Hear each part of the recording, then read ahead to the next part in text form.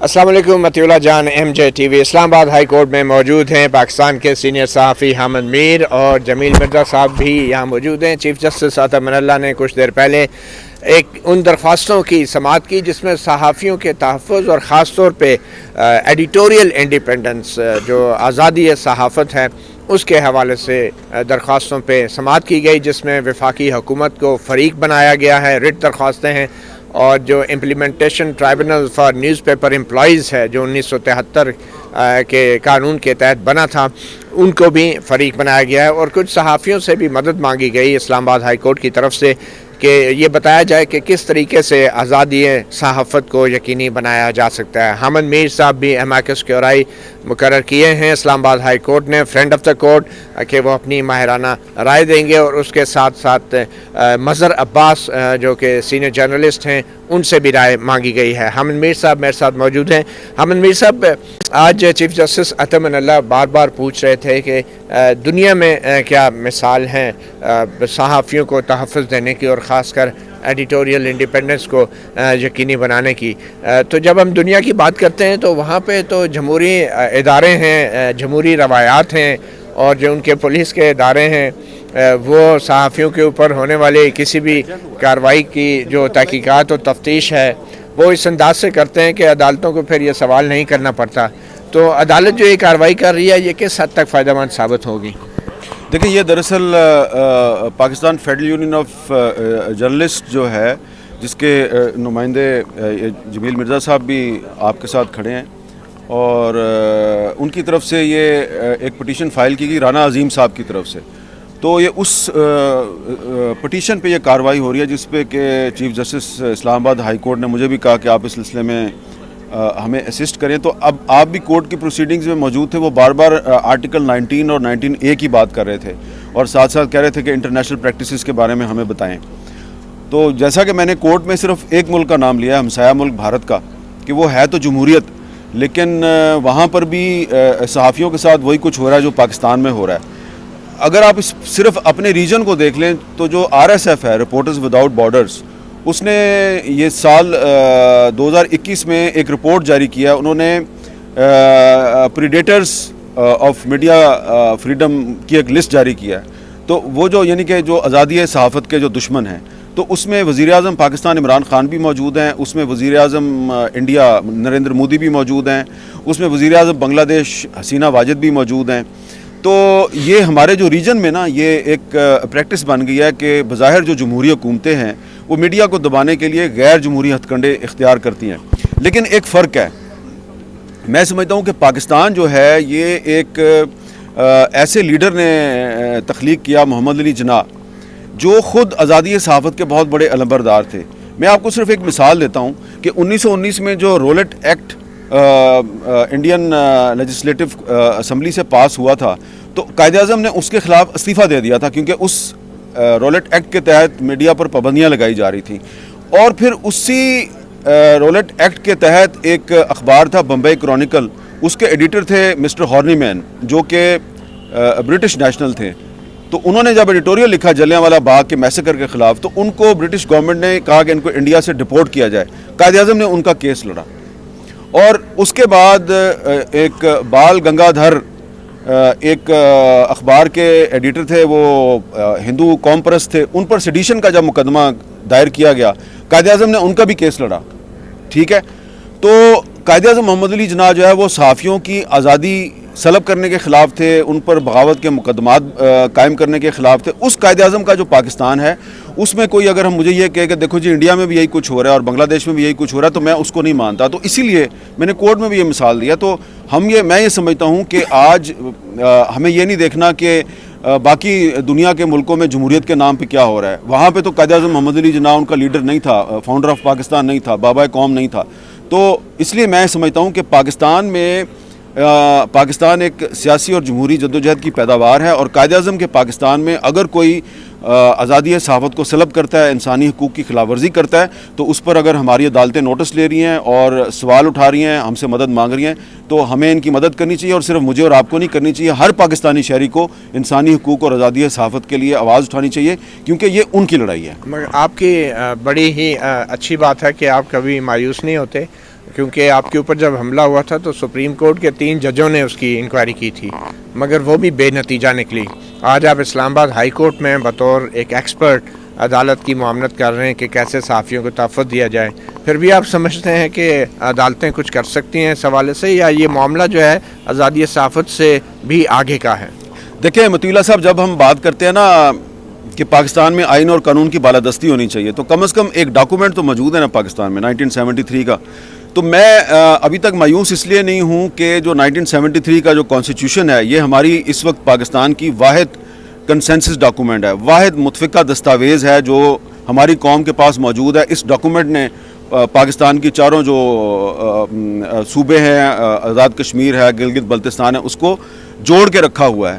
یہ کانسٹیٹیوشن 77 میں جنرل ضیاء الحق نے اس کو توڑ دیا، سسپینڈ کیا، یہ پھر ریسٹور ہو گیا۔ پھر اس کو جنرل پرویز مشرف نے اس کو سسپینڈ کیا، یہ پھر ریسٹور ہو گیا۔ تو اس کانسٹیٹیوشن کے بہت سے دشمن ہیں پاکستان میں، جو جمہوریت کے دشمن ہیں، لیکن اس کانسٹیٹیوشن کی طاقت یہ ہے کہ یہ عوامی نمائندوں نے اپنے تمام تر اختلافات کے باوجود اس پہ کنسنسس کیا تھا۔ یہی آئین جو ہے یہ ہمارے تمام ریاستی اداروں کی طاقت ہے، اور ہماری عدلیہ کی طاقت بھی یہی ہے۔ تو عدلیہ میں کچھ انڈیویجولز ہیں، اس میں وہ انڈیویجولز بھی شامل ہیں جنہوں نے، جب میرے پہ حملہ ہوا تھا تو اس وقت کے جو چیف جسٹس صاحب تھے، ان کی سربراہی میں کمیشن قائم ہوا تھا، تو اس نے انکوائری رپورٹ دینی تھی، اس نے نہیں دی۔ لیکن اب اگر میں مایوس ہو جاؤں تو اس کا مطلب یہ ہے کہ مجھے اس 1973 کے کانسٹیٹیوشن پہ اعتماد نہیں ہے۔ کانسٹیٹیوشن کے دشمن جو ہیں وہ بڑے مضبوط ہیں، لیکن مجبور اور بے کس لوگ اس پاکستان کے جنہوں نے ایک کانسٹیٹیوشن بنایا ہے، وہ بار بار اس کانسٹیٹیوشن کو ریسٹور بھی کروا دیتے ہیں۔ تو اگر میں اس کانسٹیٹیوشن پہ یقین رکھتا ہوں تو اس کا مطلب ہے میں پاکستان کا جو عام آدمی ہے، ایک مجبور اور بے کس آدمی ہے، وہ صحافی جو اس کورٹ میں آ کے پٹیشنیں دائر کرتے ہیں، تو ہمارے پاس تو پٹیشن دائر کرنے کے علاوہ، آواز بلند کرنے کے علاوہ، قلم کے علاوہ، کیمرے کے علاوہ ہمارے پاس تو کوئی طاقت نہیں ہے۔ ہم نے اگر بندوق اٹھا لی اور بندوق کی زبان میں بات کرنی شروع کر دی تو پھر ہمارے اور دہشت گرد میں کیا فرق ہے؟ اس لیے میں تو یہی کہوں گا، امید قائم رکھنی چاہیے، اور امید رکھنی چاہیے کہ یہ پاکستان کی عدالتیں جو ہیں یہ ہمیں انصاف دیں گی۔ جو بندوق اٹھاتا ہے اپنی آزادیوں کے لیے، وہ دہشت گرد ہوتا ہے؟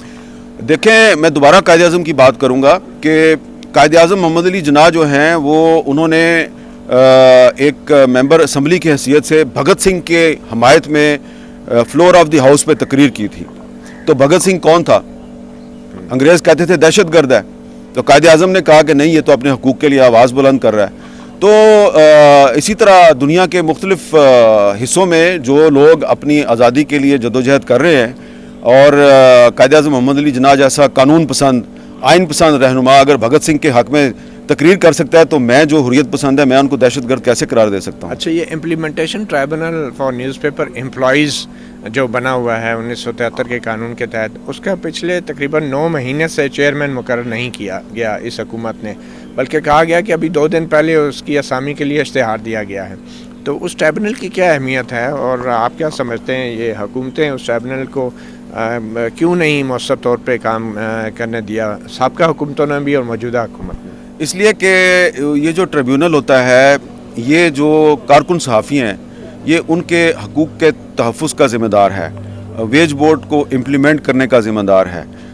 تو جو حکومتیں ہوتی ہیں، ان کے جو اخباری مالکان ہوتے ہیں اور میڈیا کے اداروں کے جو مالکان ہیں، ان کے ساتھ ان کے مفادات وابستہ ہوتے ہیں، دونوں کے مفادات ایک دوسرے سے وابستہ ہوتے ہیں۔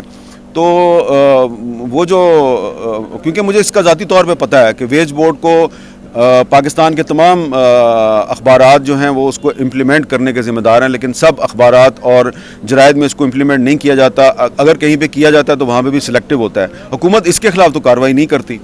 جو لوگ، حکومت کا یہ ذمہ داری ہے کہ اگر کوئی ویج بورڈ ایوارڈ پر عمل درآمد نہیں کر رہا، جو کہ سپریم کورٹ بھی کہتا ہے کہ اس کو آپ اس پر امپلیمنٹیشن کریں، تو کسی کے خلاف کوئی کارروائی نہیں ہوتی۔ تو اس لیے یہ جو ٹریبیونل ہے، اس کی بڑی اہمیت ہے۔